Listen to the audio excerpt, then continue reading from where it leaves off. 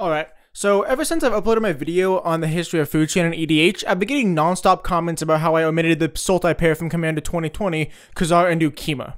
So since I omitted them from my history video, I'm gonna give them justice by giving them an entire video and not just a 20-second blurb in my 10-minute video. Now real quick before we start, this list was provided by Salfaz. His Twitter and the list will be both in the description below. Now, let's hop onto the deck tech.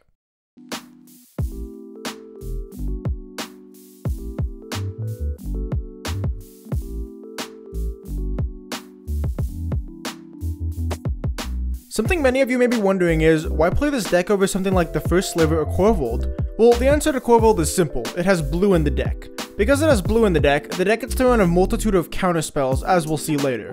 The real question is though, why run this deck over the First Sliver food chain? That deck has blue in it as well as 2 other colors, so what gives? One reason is that Ukkima is all you need to win the game with food chain. Sometimes if you exile enough to a Demonic Consultation or a Tainted Pact in the First Sliver, you can't actually win the game. Same with Korvold if you exile your Goblin Bombardment and Mayhem Devil. With Cazur and Ukkima, you just need your commander to win. Another reason could be for budgetary reasons. If you don't have the coin to build the entire 5-color mana base, you can just build the Sultai mana base, omitting the 2 least relevant colors in cEDH, which isn't really that big of a loss if I'm gonna be honest. Possibly the best reason to play these commanders over the First Sliver is that the fact that Ukkima is a whale wolf. That's it, that's really the only reason as far as I'm concerned. Anyways, let's hop onto the actual cards in the deck.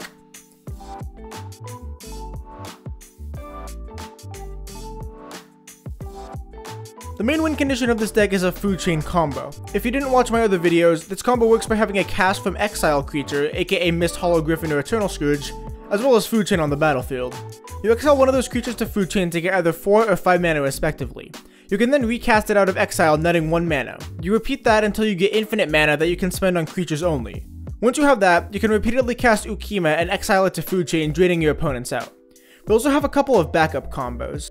The first one is Narumeha, Master Wizard, plus Ghostly Flicker. For this combo, Ukkima needs to be on the battlefield. You cast Ghostly Flicker, targeting Ukkima and whatever else. Hold priority and cast Narumeha. When Narumeha enters, you copy the original Ghostly Flicker on the stack. You choose Narumeha and Ukkima with that copy. You then repeat this until all of your opponents are drained out to Ukkima. While the sure, this combo is 7 mana, it's also at instant speed, which could be an advantage. The final backup combo we have is Thassa's Oracle plus Demonic Consultation / Tainted Pact.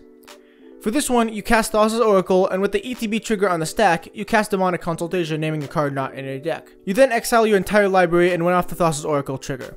With Tainted Pact, you just go until your library is exiled. Both of these cards are also very potent tutors. You can name food chain with Demonic Consultation and hopefully exile one of the cast from exile creatures along the way.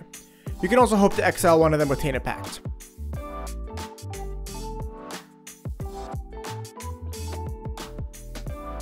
The aspect that makes competitive decks truly competitive is the consistency they can achieve through the use of tutor cards. These are cards that can look through your deck to find a card, which are crucial because of the singleton nature of this format. 2 very special tutors we get to run in food chain decks are Foresight and Manipulate Fate. They get to find both our cast from exile creatures as well as cantripping while they're at. To find instants and sorceries, we have Spellseeker and Mystical Tutor.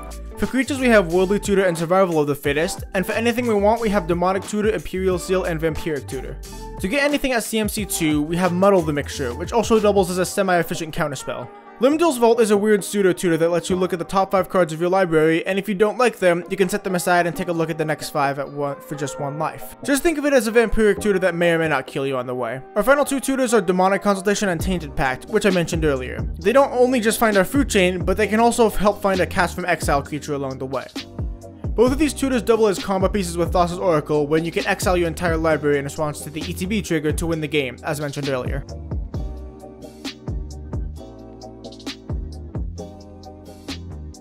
Ramp is crucial in cEDH to get your win cons and interaction online quickly. To accomplish this, we have a myriad of both creature-based ramp and artifact-based ramp. For creatures, we have the standard mana ramp package to get our mana online quickly.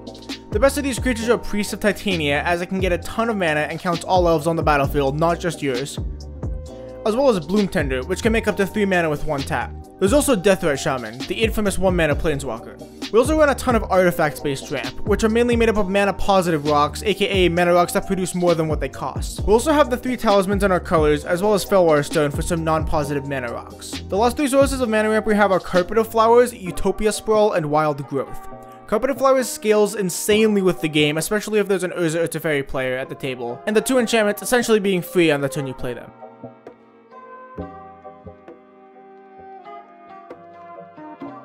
While progressing our game plan is nice, we also need ways to disrupt our opponent's game plans.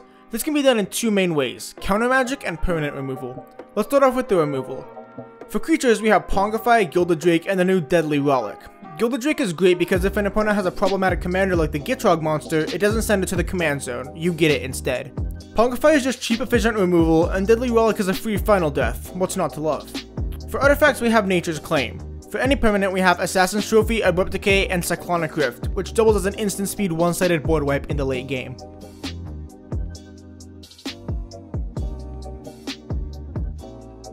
Now, given that counter magic is one of the most important parts of cEDH, let's take advantage of that, shall we? Mostly we're looking for cheap ways to interact with our opponents on the stack, and what better price there is there than free?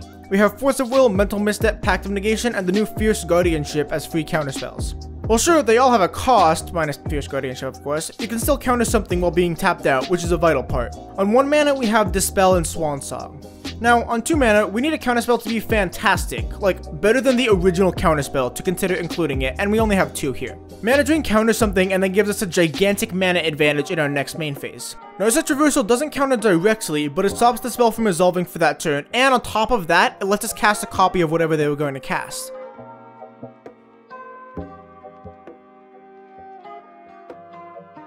To help us fill out our draws, we have a small selection of cantrips and other spells. Gitaxian Probe is a free look at an opponent's hand plus a card draw. Ponder, Preordain, and Brainstorm are all format staple card selection spells that you can even crack a fetch land after brainstorming to shuffle that junk from your hand back into your library.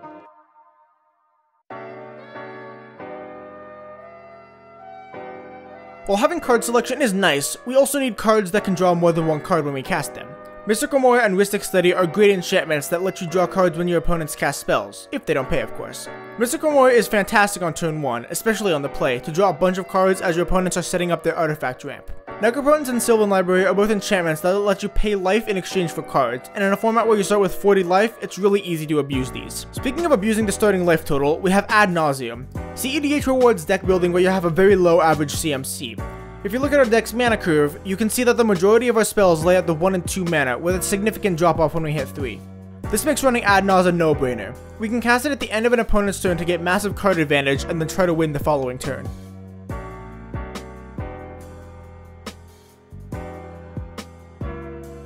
We have a couple of smaller categories. The first one is Recursion. We have just 2 cards here, Noctis Revival and Regrowth. These 2 spells can help us get some of our more important cards back in the later game. Miscellaneous is the next category. In this, we have Notion Thief and Veil of Summer. I didn't really know where to put either of these, so in Miscellaneous they go. Notion Thief stops our opponents from using their card advantage engines while rewarding us in the process. Veil of Summer makes our stuff uncounterable and untargetable for 1 mana while cantripping in the process.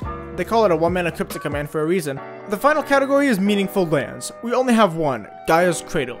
Because of our massive amount of mana dorks, this can generate us a ton of mana very early. Oh, I guess I should mention we're only playing 6 basics, 1 of each basic and 1 of each snow-covered basic. We do this so that we can play Tainted Pact in our deck and have it work in the way we want it to.